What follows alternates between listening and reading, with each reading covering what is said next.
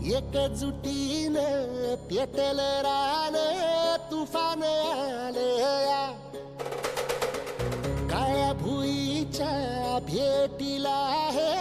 आभाळ आलया